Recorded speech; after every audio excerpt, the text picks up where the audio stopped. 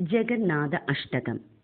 कदाचित् काळिन्दितडविपिन सङ्गीतकरवो मुदा भीरी नारी वदन कमलास्वादमतुपा रमं शम्भुब्रह्मामरपदि गणेशार्चितपदो जगन्नाथस्वामी नयनपथगामी भवतु मे।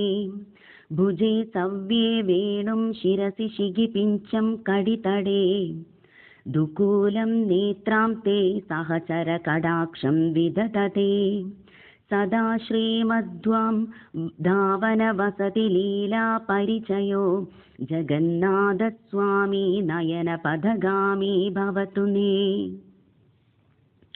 महाम्भोते तीरे कनकरुचिरे नीलशिखरे वसन् प्रासादां तत्सहजबलभद्रेण बलिनां सुभद्रा मध्यस्थ सकलसुरसेवावसरदो जगन्नाथस्वामी नयनपथगामी भवतु मे।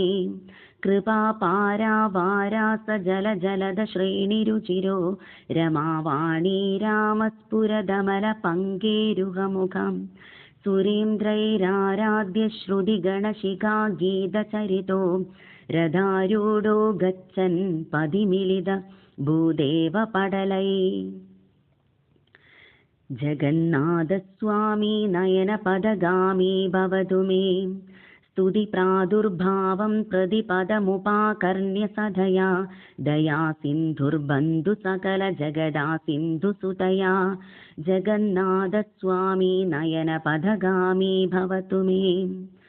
परब्रह्मपीडकुवलयदलोत्फुल्लनयनो निवासी नीलाद्रौ निहित चरणों नम्त शिरसि रसानन्दो राधा सरसवपुरालिङ्गनसगो जगन्नाथस्वामी नयनपथगामी भवतु मे। न वैयाचे राज्यं न च कनकमाणिक्यविभवं न याचेऽहं रम्यां निखिलजनकाम्यां वरवधूं सदा काले काले प्रथमपदिना गीतचरितो जगन्नाथस्वामी नयनपथगामी भवतु मे। हरत्वं संसारं धृततरमसारं सुरपदे हरत्वं पापानां विदतिमपरां यादवपते अहो दीनो नादे निहितचरणो निश्चितमिदं जगन्नाथस्वामी नयनपथगामी भवतु मे। जगन्नाथ अष्टकं पुण्यं य पठेत् प्रयतशुचि सर्वपापविशुद्धात्मा विष्णुलोकं स गच्छति इति श्रीमच्छङ्कराचार्यविरचितं जगन्नाथ अष्टकं सम्पूर्णम्।